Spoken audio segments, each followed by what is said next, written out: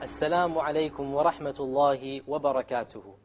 Welcome to another episode of our series, Tajweed, the art of reciting the Quran, where we try to teach ourselves the proper way to recite the Quran and thus be, insha'Allah, amongst the company of the noble and holy emissaries, the angels in paradise, Safara Keram, as the Prophet ﷺ described them. Allah Azza wa Jal has referred to the Quran by many different names in the Quran. So the Quran, the book that we're reciting, is in fact not just the Quran, it is more than the Quran. The Quran obviously is one of the most common names. In fact, it occurs more than 70 times in the Quran to describe the Quran. Who knows what the meaning of this word is, Quran? Quran means? You don't know. It means the recitation from qara'a.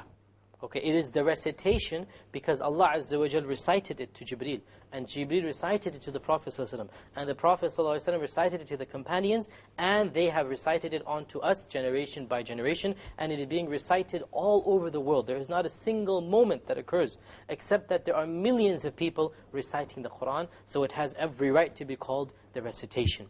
Of the names of the Quran also is Al-Kitab, and this too is a very common name. Al-Kitab means that which is written down.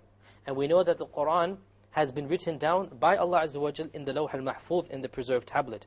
And it was also written down by the command of the Prophet ﷺ and preserved by the companions until our times. So it is also referred to as Al-Kitab, means that which is written down. The Quran and the Kitab are complementary. They have different meanings which add to one another. To show you that the Quran is recited and written simultaneously. So in order to learn the Quran, you cannot just learn it from a book. You have to hear it recited to you as well. Okay? And of the names of the Quran is al-dhikr, meaning the remembrance. By the Quran we are reminded of Allah, reminded of our purpose in life, reminded of why Allah Azza wa Jal created us. Of the names of the Quran is al-Furqan, which means the criterion, that which differentiates truth from evil, falsehood, al-batil, from al-haq, that which is true, that which tells you what you should do and what you should not do. This is the criterion. And of the names is also at-tanzil, or that which has come down from Allah subhanahu wa ta'ala. And there are more names than this. So it is not just the Quran we're learning to recite, it is also the dhikr and the kitab and the tanzil and the furqan and so many other names. In our previous episode we had discussed the various letters that emanate from the tongue. And now we move on to another overall makhraj. Remember how many overall Makhaarij, how many overall areas were there? 5 overall areas. The chest area, the throat, the tongue. We've discussed all of these in detail. Now we move on to the remaining 2 in today's episode. The fourth of these 5 areas is that of the lips. The lips, the Shafatayn. And Allah refers to them in the Quran, وَلِسَانًا وَشَفَتَيْن. We have given mankind a tongue and 2 lips, because this is where most of the letters of the alphabet, any alphabet, come from the tongue and the lips, or a combination of the 2. Now from the lips there are 4 letters that emerge, that come out. The first area of the lips are divided into 2 areas. The first is both of the lips, and the second is only the bottom lip. Okay, so using both of the lips, 3 letters come. Okay, 3 letters come. The first of these is the letter ba. Ba. Again, this is such a common letter, almost every language has it, so nobody really has a problem pronouncing it, and it is the same as the English B as well, ba. And the ba is produced when you put the inner part of the lips, the wet inner part of the lips, together, ba. Notice it, you put the behind area of the lips, ba, you put it together. Okay, this is the first letter that comes. Let us look at it in the computer here. Notice that it is the lips coming together, ba. Ba. Okay? The second letter that comes from both of the lips is the meme. The difference between the meme and the ba is that the meme uses the outer or the dry part of the lips and not the inner part like the ba. Now the meme, just for your curiosity's sake, for information's sake, is the most common sound of all of mankind. There is not a single language except that it has the sound ma in it, because it is the most easy and common sound. And we have no problems pronouncing the meme. Everybody can pronounce the meme. It is the same in all languages. Okay? And the third letter is that of the wow. The wow. The wow occurs when you join the 2 lips together, but you don't make them touch. You make a circular hole, wa, wa. But you don't touch the inner lips together. So the ba, the meme, and the wow, These are 3 letters which, alhamdulillah, hardly anybody has any problems pronouncing because they are very common letters. And these are the 3 letters that come from both of the lips. Now there is also a letter that comes from only one of the lips. And this is the second area of the lips, and that is the lower lip only. And this is the letter fa. Fa. Okay, now the letter fa comes when you put the outer dry part of the lip together with the upper teeth. The fa. Notice, say fa, fa. You notice that the inner part of your lower lip, okay, the dry area, fa, it is going to touch fa, the upper part, okay? Look at it on the computer. Okay, we have the inner part touching the fa. You notice? The fa touching the teeth there. Okay? Now, the only problem that some people have with fa is that they confuse it with the English letter V. V doesn't exist in Arabic, okay, but it exists in some languages, the sound V. Now, V, the difference between V and fa is that V uses the lower part of the lower lip, whereas the fa uses the upper part of the lower lip. So the difference between fa and va is like 1 centimeter. So this is careful. Some people make a mistake of pronouncing a fa like a va, like the English V. But the English V occurs from a lower area. So once you understand that, then inshallah it should be no problem to pronounce the fa correctly. And alhamdulillah, these are the 4 letters from the lips. Very few people have mistakes with them because they are very common letters. The ba, the mim, and the waw, which comes from both of the lips, and then the fa, which comes from the lower lip. So these are the 4 letters that come from the lips, and this leads only one area where sounds come from, which we haven't discussed. And which one is that? Nose. The nose. We didn't discuss the nose. Now many of you will be just surprised. What sound comes from the nose? There's only one sound. We call it in Arabic ghunna. The closest thing to it in English is a humming. Okay, but the ghunna is basically okay, it's a silent N prolonged, or a silent M prolonged. If you do this, you will find that the sound comes from the nose. Okay, so this is why if you try to do a ghunna while your nose is closed, you will not be able to do it, because the place where the sound comes from is the ghunna. Now, this might look silly, but it will help illustrate the point. Close your nose like this. Close your nose like this. Yes. Block it like this. Now try to do the ghunna.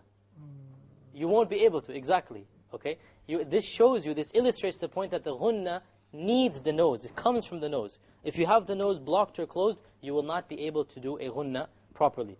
Now, we're going to discuss when to do ghunnas in future episodes. The point is, for now, know how to pronounce it. This is the ghunna sound. Know how to pronounce it. Inshallah, in future episodes, we'll discuss precisely where to do a ghunna. This brings us to a conclusion of all of the makharij, or the areas where the letters come from. So we'll briefly overview what we've done in terms of makharij. We've discussed that the sounds come from 5 different areas of the body. The first of them was what? The chest area. And that from the chest we get 3 sounds. The sounds are the vowel sounds. Now remember, these are the sounds and not necessarily letters. There's a difference. Letters is more specific. We get sounds from things that are not letters, like the vowels. This is not a specific letter. It's a combination of a letter and a vowel. A, I, U. This is from the chest area. Okay? This is the first of the 5 general places where the sounds come from. The second is that of the throat. Okay? From the throat, we have 3 areas within the throat, the bottom of the throat, and from that we get ha and hamza. From the middle of the throat we get ayn and ha, and from the top we get ghain and kha. Okay? Then we moved on to the tongue, and we started right from the back of the tongue, the qaf, which is the furthest you can get. Okay? And we worked our way in 10 stages. We said 10 different stages of the tongue until we reached right the tip of it, the tha and the dhal and the dha, where the tongue is actually sticking outside of the mouth. So we worked our way all the way, and we discussed 18 letters from 10 different areas of the tongue itself, which then led us to the lips. And from the lips, we discussed today the 4 letters, using both lips 3 letters, and using the bottom lip only 1 letter. And then the final letter, or the final sound, was that of the ghunna. Now the best way to pinpoint the makhraj and to see where you're pronouncing it is to place a sukoon on the letter that you want to check and put an alif before it. Okay? So suppose you want to find the makhraj of the qaf. Put a sukoon on it, a silent, and put an alif before it. Aqqo. Aqqo. Immediately you can tell where your tongue is. So if you make a mistake and you say ak, which is a kaf, you know that your tongue is hitting the hard palate, which is a mistake. It's supposed to hit the soft palate. Likewise, the letter dhal, you immediately can pinpoint where your makhraj is coming from. So when you want to test where your makhraj is, put a sukoon on the letter and place an alif before it, and you will be able to tell where your makhraj is. Okay, we'll recite Surah Al-Duha together today. So Al-Duha, because it has a lot of these letters that we've discussed. Okay, and inshallah we're going to stop and discuss various sounds and the proper way that we are pronouncing them. Surah Al-Duha is the 93rd surah in the Quran. And in this print, which is the common print, it's on page 596. أعوذ بالله من الشيطان الرجيم أعوذ بالله من الشيطان الرجيم بسم الله الرحمن الرحيم بسم الله الرحمن الرحيم والضحى والضحى والليل إذا سجى والليل إذا سجى ما ودعك ربك وما قلى ما ودعك ربك وما قلى. Notice the kaf and the qaf. ربك وما قلى. Ka, qa. Notice this is one of the most common mistakes, is that the qaf is mispronounced. ما ودعك ربك وما قلى ما ودعك ربك وما قلى وللآخرة خير لك من الأولى وللآخرة خير لك من الأولى ولسوف يعطيك ربك فترضى ولسوف يعطيك ربك فترضى ألم يجدك يتيما فآوى ألم يجدك يتيما فآوى ووجدك ضالا فهدى ووجدك ضالا فهدى ووجدك عائلا فأغنى ووجدك عائلا فأغنى فأما اليتيم فلا تقهر فأما اليتيم فلا تقهر وأما السائل فلا تنهر وأما السائل فلا تنهر وأما بنعمة ربك فحدث وأما بنعمة ربك فحدث. جزاكم الله خيرا. And with that we come to the conclusion of another episode of ours. I hope to see you next time. Until then, Assalamu alaikum wa rahmatullahi wa barakatuh.